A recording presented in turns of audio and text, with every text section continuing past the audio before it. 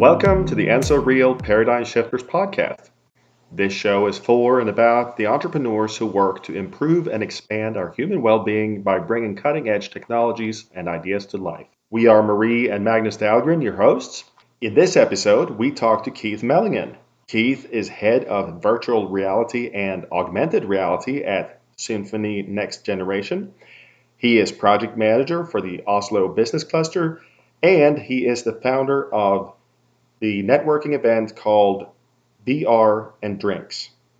And now, here is our conversation with Keith Mellingen. Hello. Hi. Could you share with us one thing about you which could surprise our listeners, please? Well, something very surprising would be that I was born 3 months too early. Uh-huh.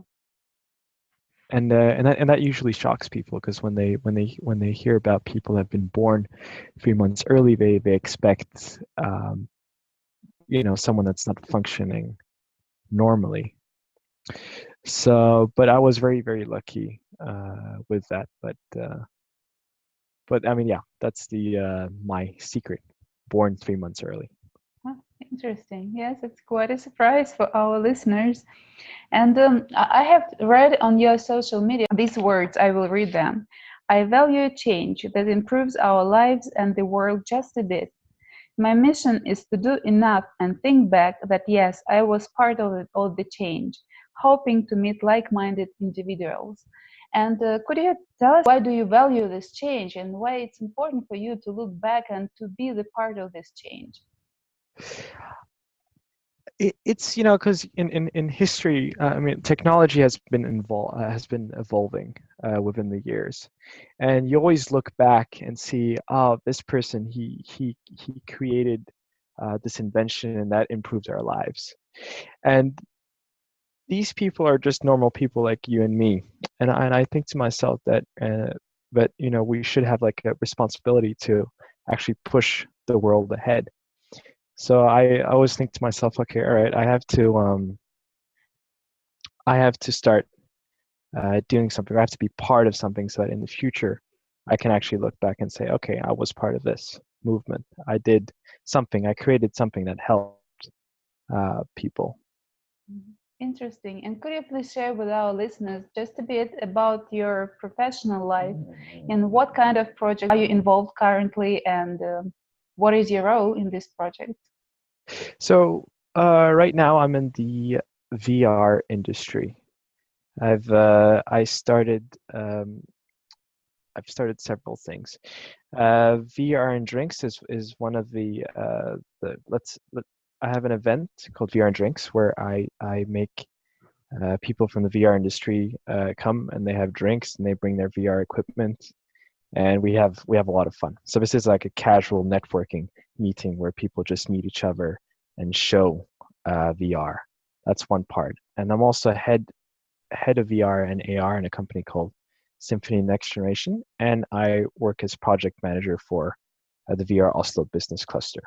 Mm-hmm. So and I also have a Facebook group called Virtual Reality Norway, which is currently the biggest VR group in Norway. So a lot of focus on virtual reality and augmented reality for the time being. And I feel that VR is such a powerful tool, a very powerful medium, and I really want VR to be in our lives. Mm-hmm. And that's how I'm trying to do that, is by connecting people that work with VR and want to push VR forward, just improve that part. That's interesting. And could you please share with us what are the benefits of such kind of technologies for average, so to speak, person in the future or right now, a part of gaming? Because I'm asking this because for an average person, VR, it's all about gaming industry. So a lot of people are not diving deep. Could you please share maybe other benefits of these technologies to people? Right. So the way I see it is, let's say a screen for example, a TV screen. TV screens are used for all types of things, like watching TV or learning something from what you see in the screen, or gaming. So there are a lot of ways of using a screen. And this is what I feel with VR. VR is like a screen, but 1,000 times better. It's just a different medium. And what VR does is that it puts you in a different world, and where you can put things in front of people, and your brain actually thinks it's real. So yes, gaming is definitely a big part of VR, but it can be used for a lot of things like education and healthcare, especially education, because using VR for education, you can then go back. Let's say you can go back in time and see how people had it. You can do very dangerous things in VR and learn how to avoid these problems. And your brain thinks it's real, but with no danger. Mm-hmm. And could you please tell us if you feel like there are such some myths maybe, or misspelling, misunderstandings with which are connected with this kind of technologies? Yeah, well, there's a lot of people say that, VR is dying. It's never gonna happen. It's just dead. But what we're seeing is that VR hardware is just getting better and better, and it's going really fast, really fast. Like I remember just recording 360 video back in 2016. You needed like 14 cameras to film 360, and that would cost a lot of money. And then just like a year later, you suddenly have Samsung Gear VR, which has 2 lenses, and it's a consumer grade camera where you can just press record and stop. That's the camera part. So you have very expensive equipment becoming very cheap and very easy to use for everyone. And same thing with VR headsets. Now we're going towards a wireless VR world where we're getting standalone headsets with no wires, and you don't need a powerful computer to run it. So definitely the myth that VR is dying is, in my opinion, incorrect, because the hardware is getting better. It is getting easier for people to use it, and there's just more coming. Interesting. Do you feel there's a tipping point for when VR becomes universally accepted and not just, I shouldn't say it's just an enthusiast thing, but a lot of times, yes. But is there a tipping point when grandma will actually use VR? Yeah,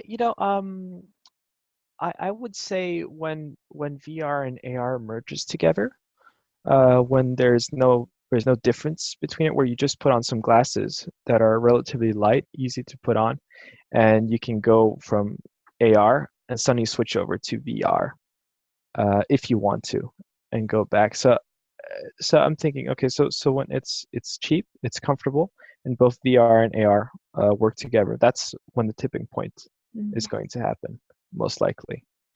But it doesn't, in my opinion, it doesn't really matter if it's not mainstream yet, or if it takes a lot of years, because just using it in B2B market or the industries or education is good enough.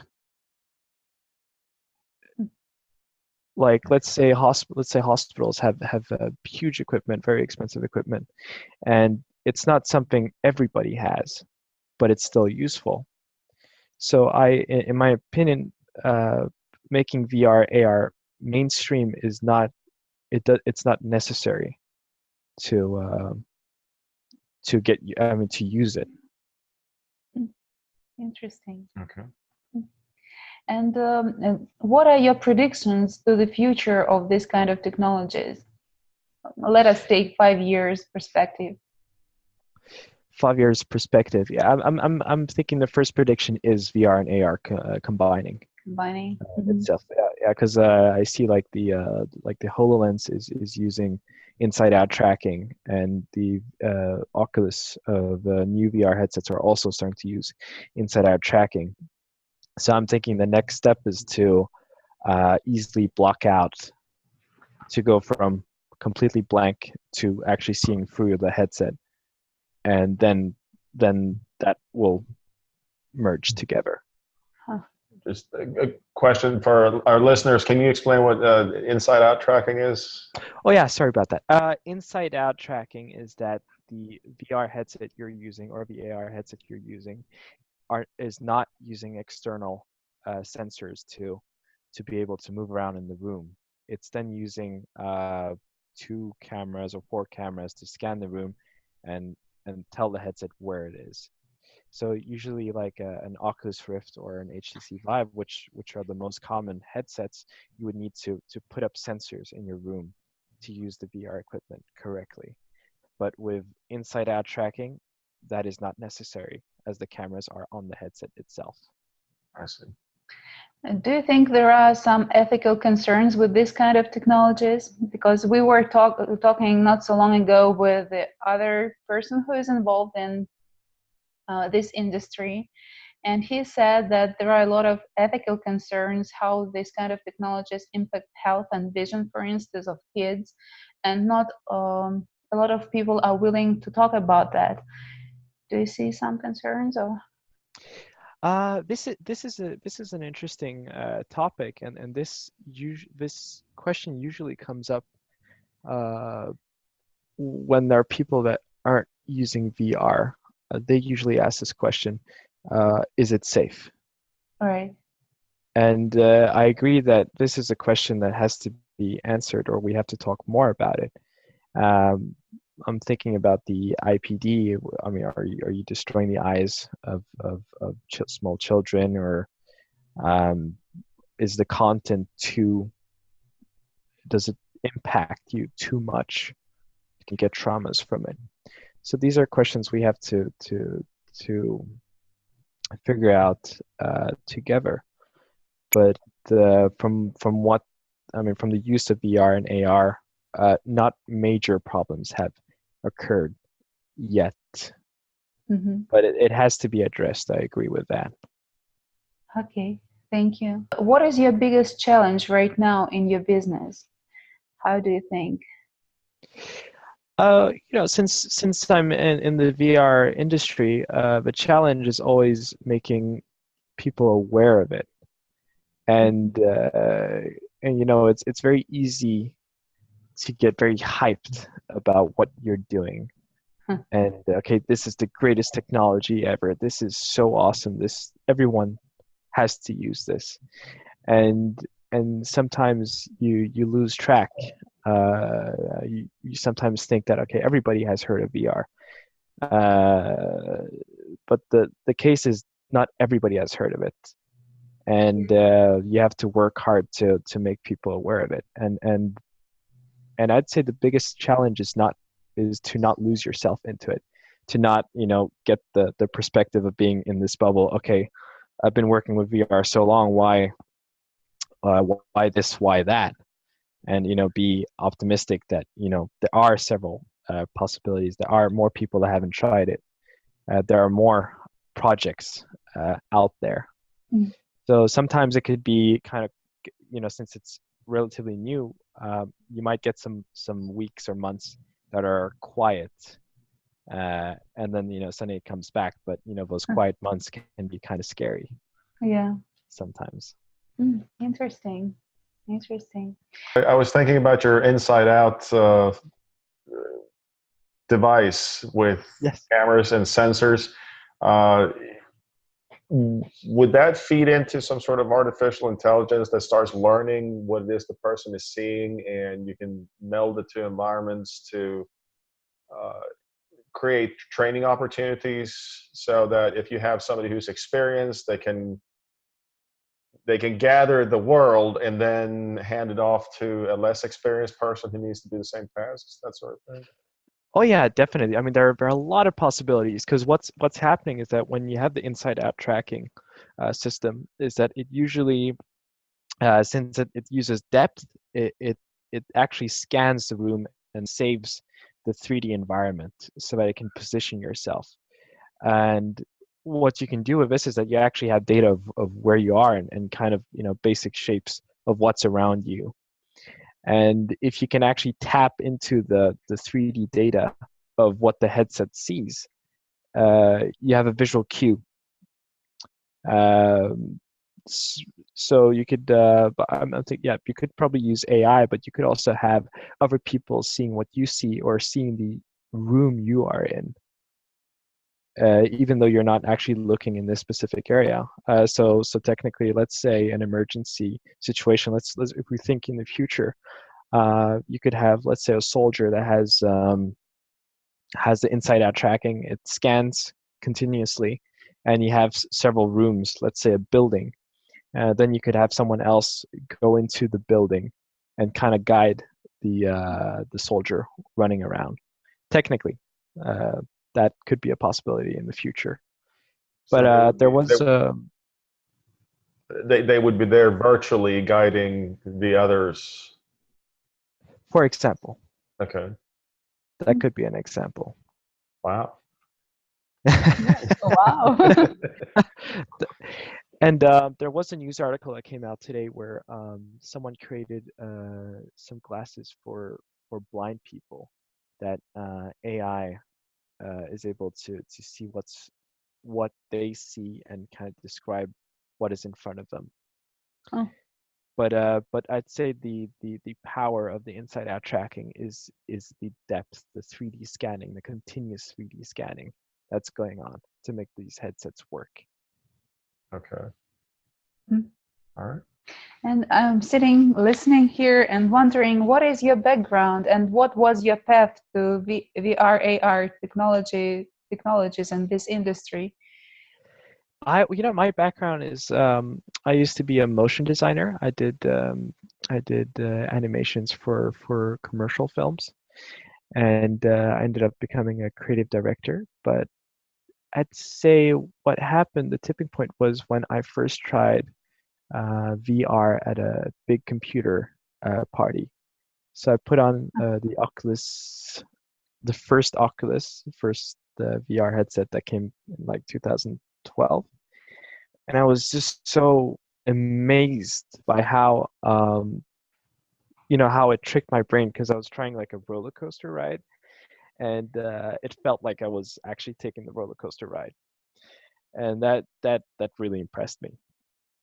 And so back to my animation background, I saw that Facebook and YouTube started having a 360 format. So I decided to learn how to do animations for 360, and I started using a plugin called Metal Skybox. And so yeah, I tried a bit, did some tests, put on Facebook, and then suddenly the CEO of Metal added me on Facebook. Huh. I said, all right, this is interesting, since the CEO added me, and I realized that the VR industry is relatively small, or at least at that time was very small. The community was small, and I thought that was interesting, because then if a community is small, you can, it's easier to collaborate. It's easier to start working with someone in the US. It's easier to be visible, and especially there are a lot of animators out there, but there are not many animators that do animation and VR combined. So I kind of saw like a niche, and I said, all right, let's try this. And I saw the event VR Oslo coming up, Yeah. and I looked at the video, and I was like, all right, there aren't really good graphics on the videos. The videos could be better. So I contacted the event organizer, which was Ali, and I said, you know what? Can I make a video? Can I like add some graphics to? I just want to make a promo video for VR Oslo. Mhm. And yeah, they liked it. They said, yeah, this is great. And that kind of put me into projects, future VR 360 projects, where I ended up doing animations and then later started directing commercial 360 films. Interesting. But I also have, when I was a kid, I wanted to become a game designer, and I started doing maps for Counter-Strike in my spare time. Oh yeah, that was a lot of fun. I made a lot of maps. I was really focused. Yeah, I'm going to become a game designer. And then suddenly Determined. my computer broke down, and I lost everything. I lost all the files. And yeah, so then I stopped everything with game design. I started doing Photoshop, and that's how I ended up with motion graphics. But the good thing was that because I had learned how to make levels in games and using game engines, I could then start using a program called Unreal, which Unreal is used a lot for VR experiences, real-time experiences. So I was able to use my childhood dream and implement it into using VR. So then I suddenly had animation in VR and game design in VR. That's pretty amazing. And so basically you live your life, you live your dream. Yeah, it's funny because yeah, I told myself, yeah, I want to become a game designer, and I never studied to become a game designer, and I thought, oh man, that's a dream that I kind of gave up, but because of what I did as a kid and because of VR, I technically became a game designer, at least on some projects. So yeah, my dreams have come true in a weird way. Okay. Would you share with us, please, what is your passion? It's definitely to create. I love creating. I love creating experiences, things, anything. Just create something new. And I definitely love inventing and connecting people. So those are three passions. Creating, or two passions really: creating and connecting. Connecting. That's as a kid, I had fighter fish. I wanted to breed fighter fish, so I would read, okay, what kind of water temperature do you need, what kind of pH level do you need, what are the exact environments you need for the fish to actually mate and create fries. And it's a bit what I'm doing now with the community, is that with the VR community, is that I'm trying to connect people and actually create something out of it, new life. Let's say like the fries, and new life with people. So I absolutely love doing that. That's great. And how does it feel like to be you? It's how does it feel like to be me? I'd say strange but exciting at the same time. But I had the, let's say, opportunities, or to just go for it and suddenly end up achieving goals along the way. That's but I am very happy for who I am and what I've had the opportunity to do. So strange and exciting at the same time. I'd say those are the two words about being Exciting. Okay, good. And could I ask you, please, what are the things you value the most in life? What are your values? My values. I definitely value harmony and I don't know if innovation is really a value in itself, but yeah, harmony, kindness, and creating. I'd say 3 values right there. That's cool. Okay. That's a lot. Sounds great. And what is your mission? Could I ask you about your mission? I'd say I have several missions. I sometimes struggle to really pinpoint what my missions are, even though I should have specific missions. Everyone should have missions. Being But creative, I don't want to put myself into the box. I understand. yeah, exactly. Freedom. Freedom is another value. Right, freedom to be yourself and yeah, be yourself.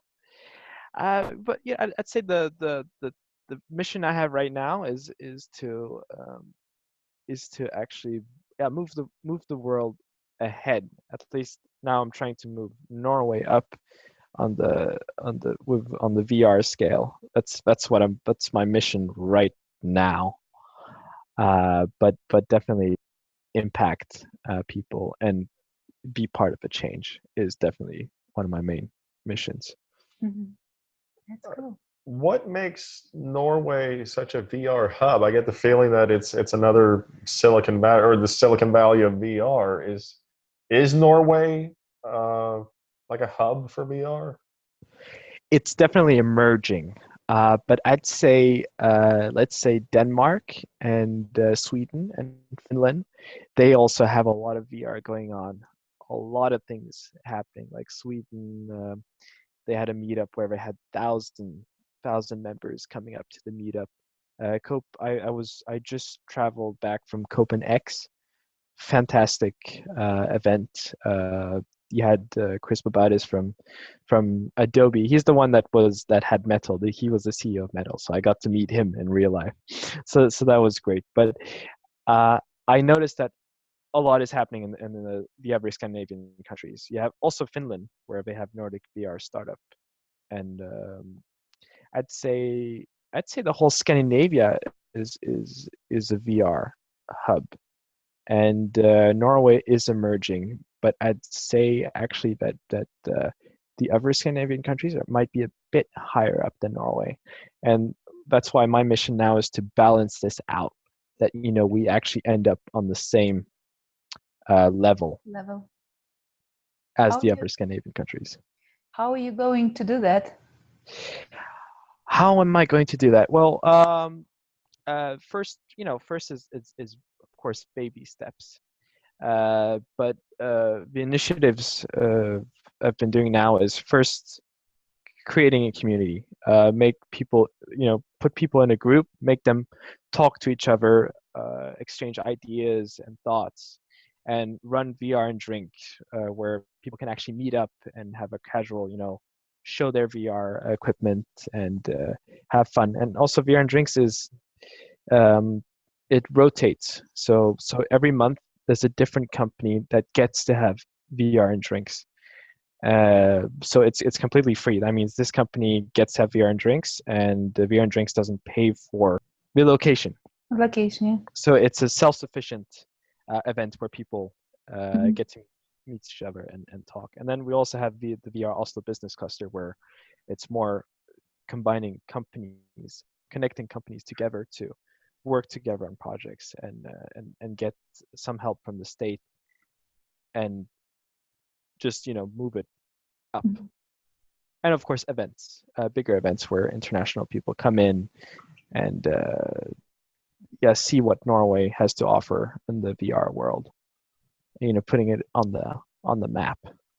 Mhm. Got a Okay, question. thank you. What do you think has contributed to the Nordic countries being on the forefront of VR? I'd say the weather is a big factor. What, the dark months? Yeah, I mean, yeah, the dark months, because you have to escape the weather sometimes. You have. I live in a place where it rains all the time, and you notice that people, they have to escape the environment, and they start, you know, the houses. Let's say Norway, for example, it has they they spend a lot of money on building up the houses, building the inside of the houses, because this is what they see. And I'd say, I mean, that's one of the factors, but definitely one of the other factors is that Scandinavia is relatively rich, and they're very good with adapting to technology. And so combination of weather, adapting to technology pretty quickly, and wealth. Uh, those are, I'd say, good factors. Mm. And also we have, uh, like the computer party I was at. This was in Norway, and that's the second biggest computer party in the world. And the biggest computer party is in Sweden. Mm. Huh. So I'd say tech in general is pretty high in the Scandinavian countries. Mhm. And you started to talk about VR business cluster. I know a little bit about this cluster, and could you explain maybe more for our listeners what kind of support and help people in these industries with new projects can have in this cluster? So a business cluster, at least in Norway, business cluster is a term where the state helps financing, let's say, a group of companies to work together. Um, so I'd say benefits from the cluster is definitely, first of all, network, because there are events happening all the time within the cluster, and that there are specific projects that come in and actually get support from the state. Mhm. And that, gives a bit of room to experiment and to work together. And also clusters are rewarding in the sense that, more people working together, the better for projects.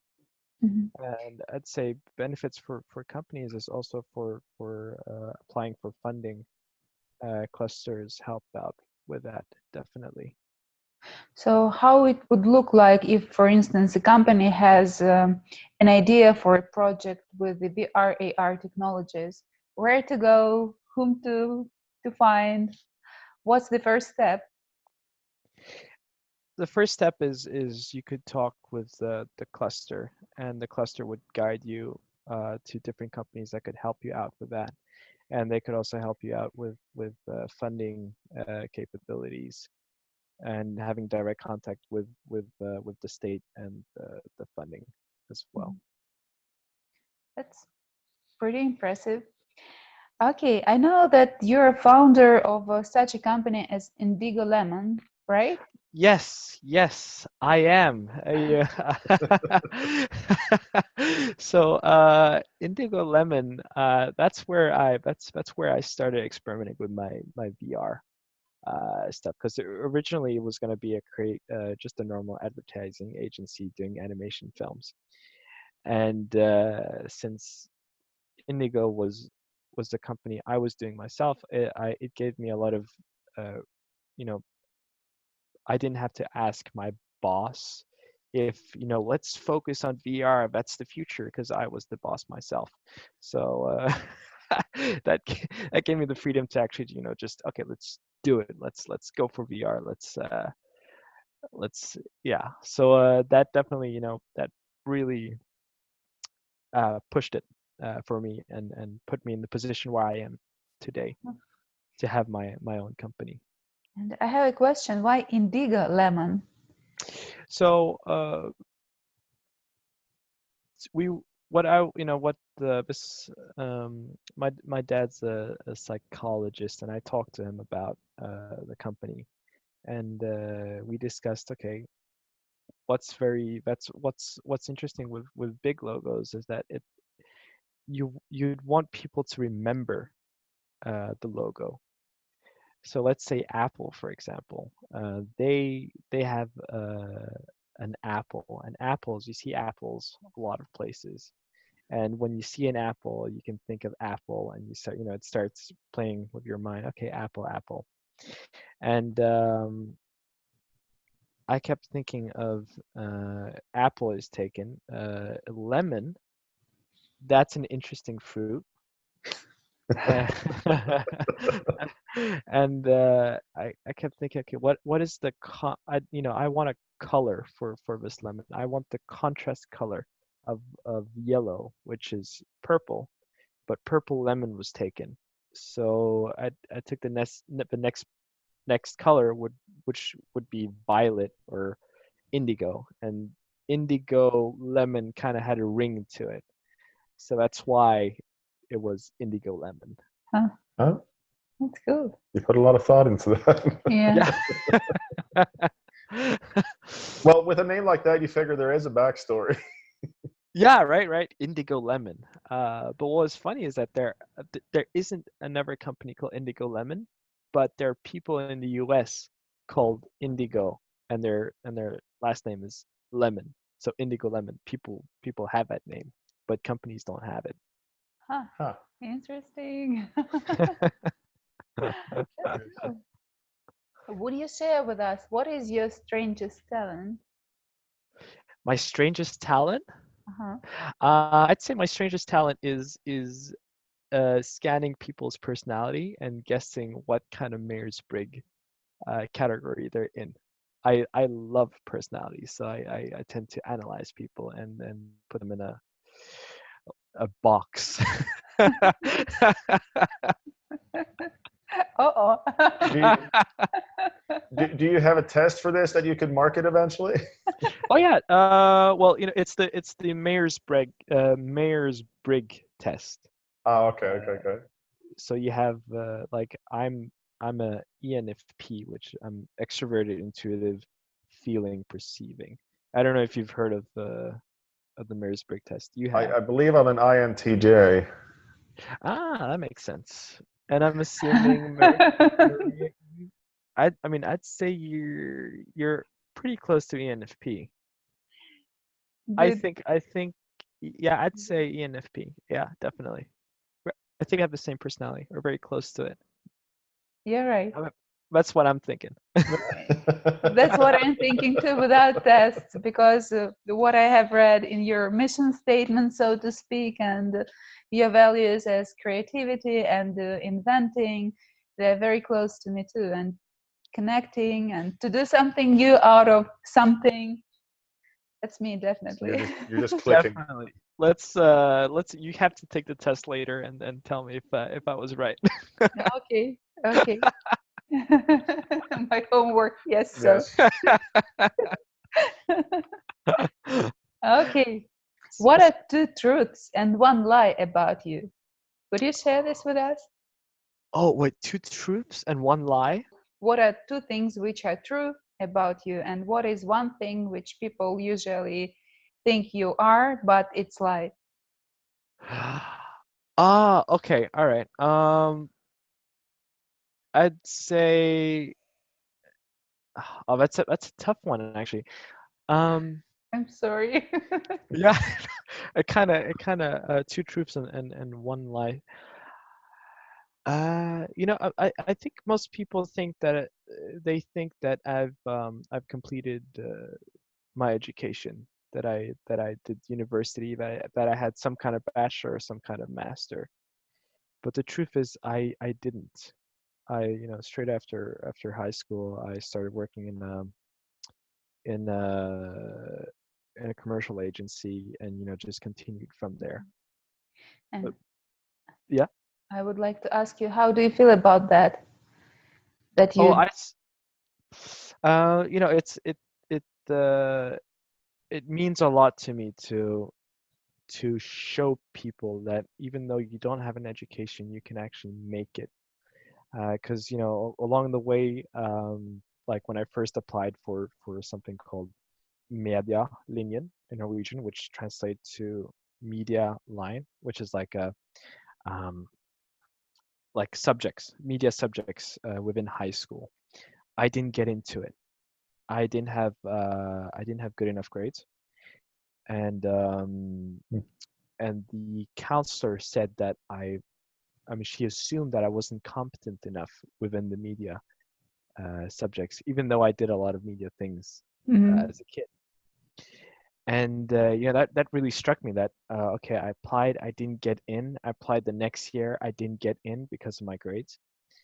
And but I find the thing is I ended up going to another school, and I met a lot of the people I work with today in the other school. And then I came back with good grades from that upper school and came back to the same school. And I won a documentary competition where the same teacher or counselor that said that I wasn't competent enough was very proud that I had won won this position, because this is the first time this school actually won this competition, and this is the first time she could say that, okay, my school won. I was in such situations too, so that's You were? yes, So that's okay. so I'm a firm believer of, education isn't everything. It's more what you do, what you and there's nothing should limit you. Nothing's limiting me to do events or create value for companies or create things. Yes. At least not, not some number or some grade Mhm. is going to stop me to Yes, I continue. agree absolutely. Wonderful. Yeah. Yeah. Yes, I love it. definitely. Love that story. Okay, would you share with us your biggest aha moment? Oh, so many aha moments. I've been thinking a lot about that question. What is my biggest aha? I'd say there are two ahas. One that's a bit superficial, but more when I first put on VR glasses, I realized that, okay, this is going to be the future. This is the strongest medium out there. And then the second aha is there is no limit to what you want to achieve. You just have to work for it and just go for it. And some way along the way, you're going to achieve those goals, even though it's not necessarily the way you planned it to happen, but it will happen if you put that as a mindset. Could I ask you when exactly did you realize this, that there are no limitations and you will achieve what you want? I'd say it's pretty recent. I think it started last year, and then now.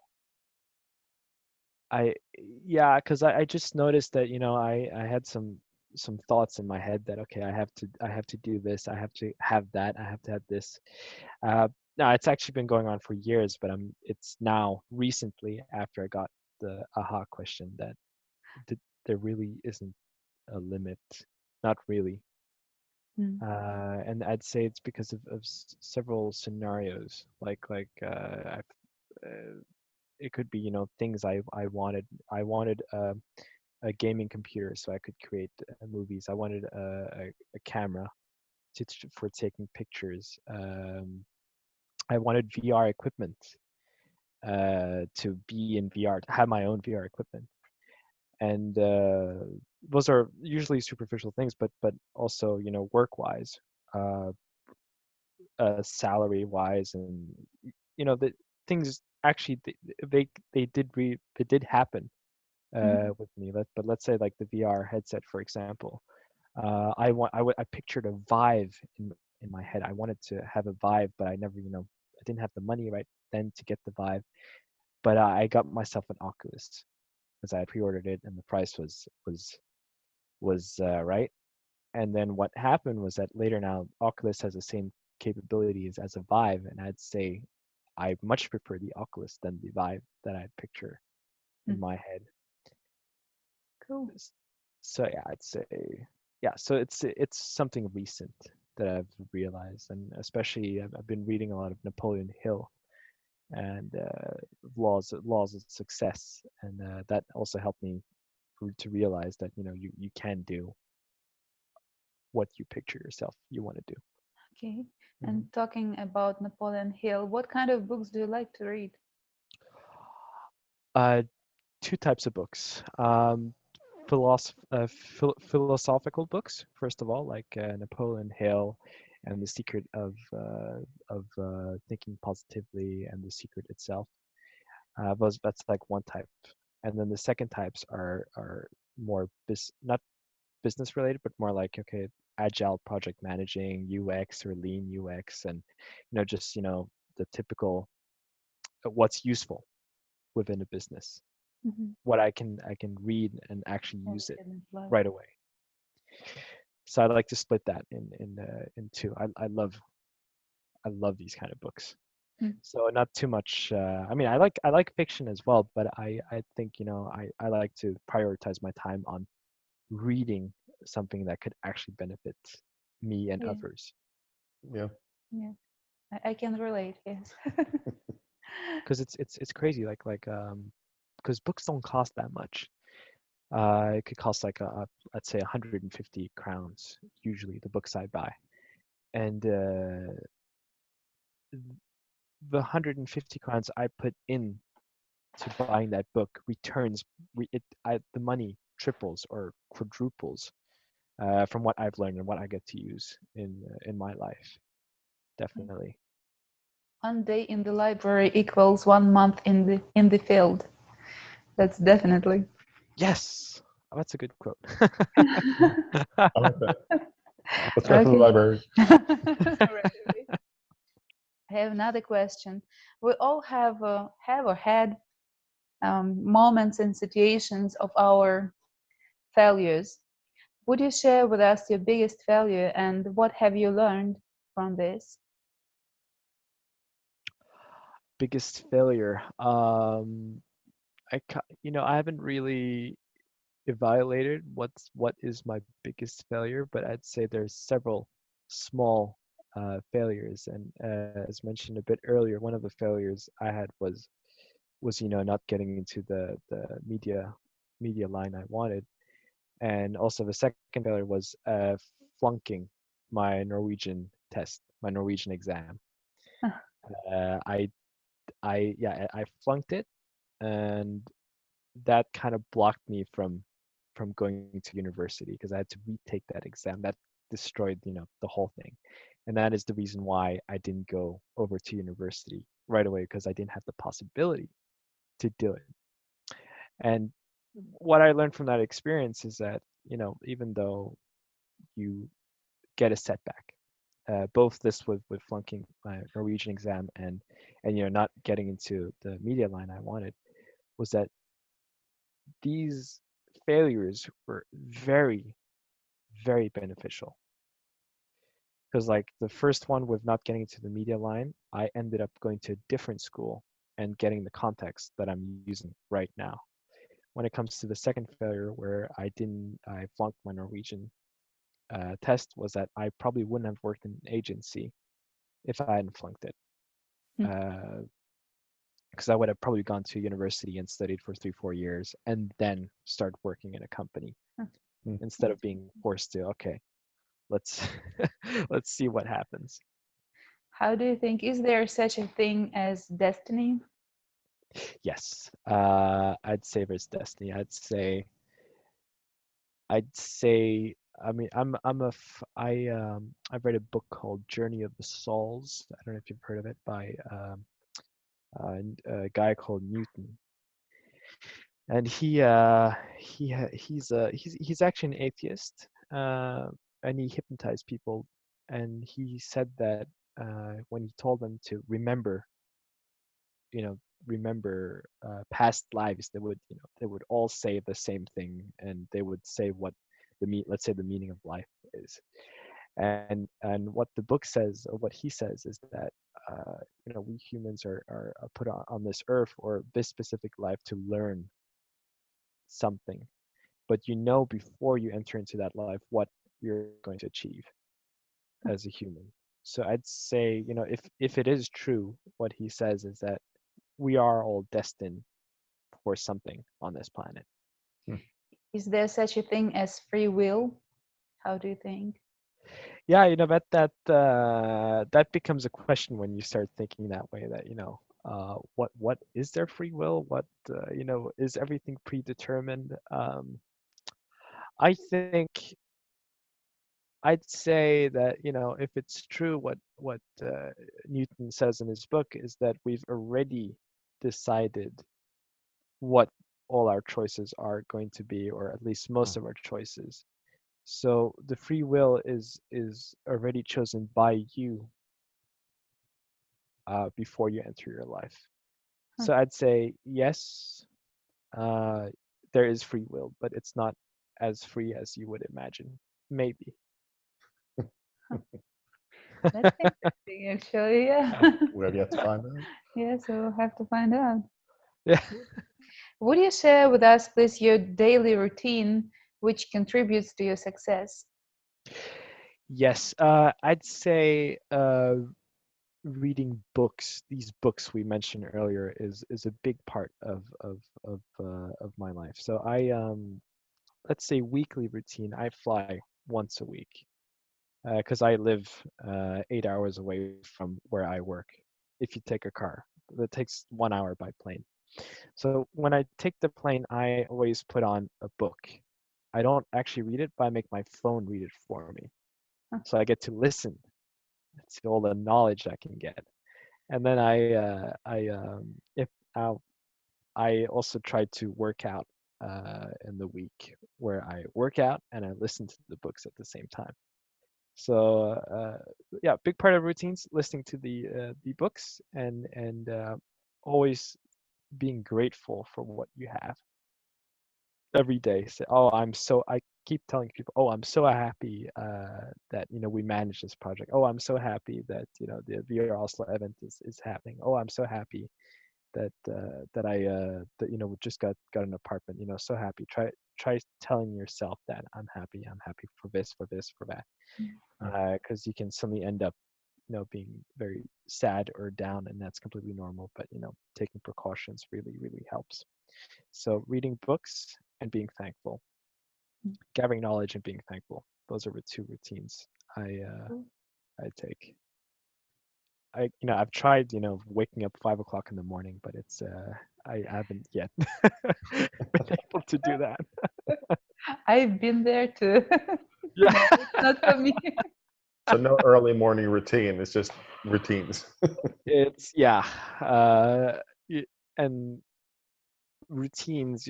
My routines are they're not very specific. Okay, on Wednesday I'm going to read a book. It's just you have some goal, but it's not very strict, but it Yeah, still improves. you still have to create in the process. Yes, Yeah.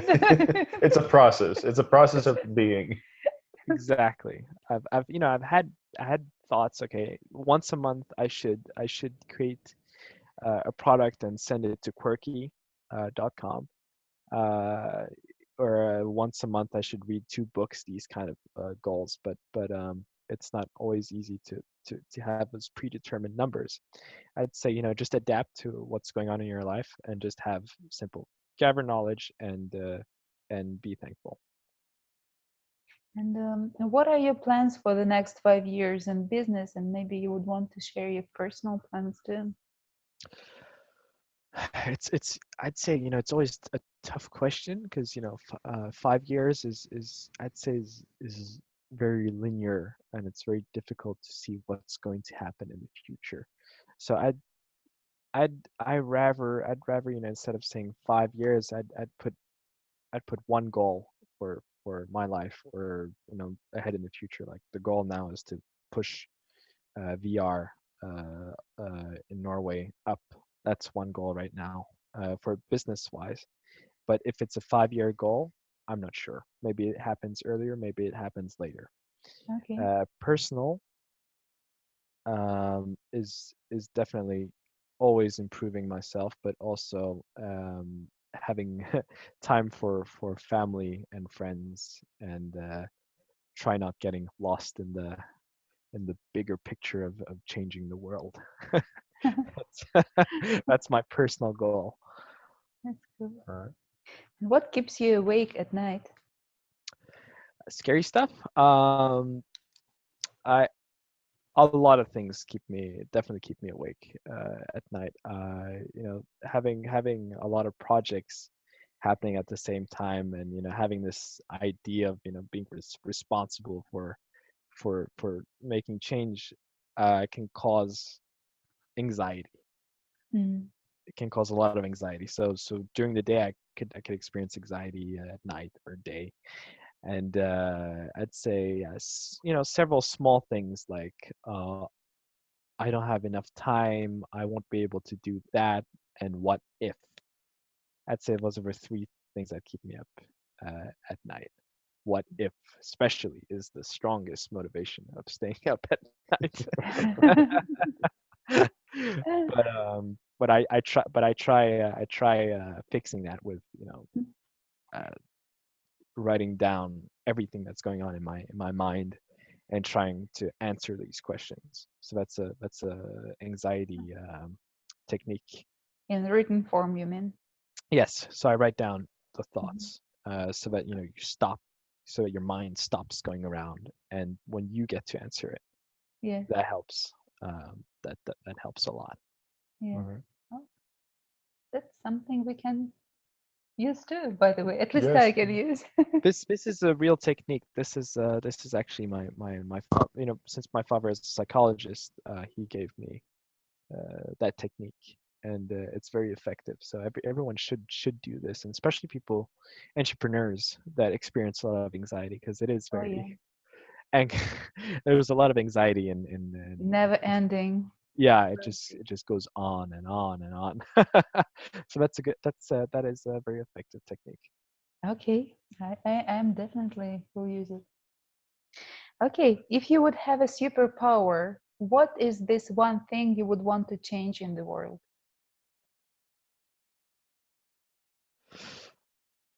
A superpower that can change the world. Mhm. That's a tough one. I'd maybe a kind of a ballsy move, but I'd probably remove money.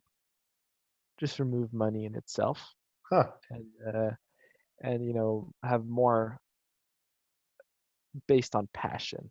Everyone should work on passion and be more, helping each other and creating a community that helps each other with where they create the things they want to create and people help out, but that money isn't a motivation to move forward. Mhm. Could I ask you, what is your vision for the future of the world in The general, world big picture. of our Mm. societies, of the world? How do you envision this?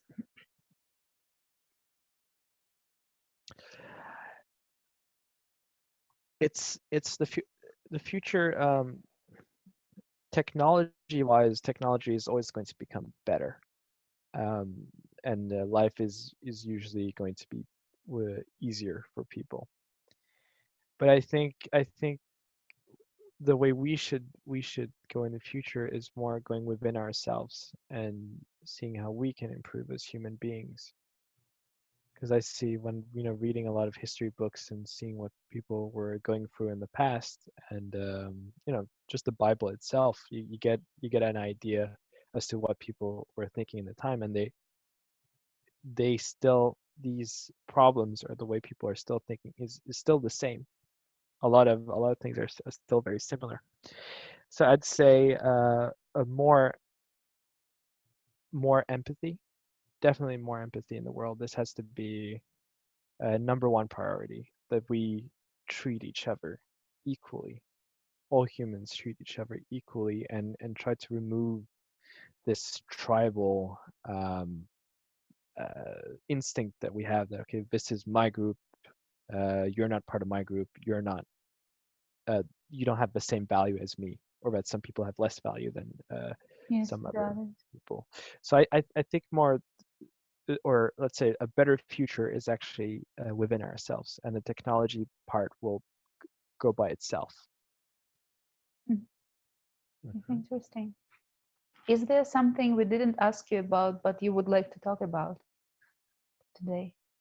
Ooh, tough one. I feel that we've gone through a lot of good conversations, definitely.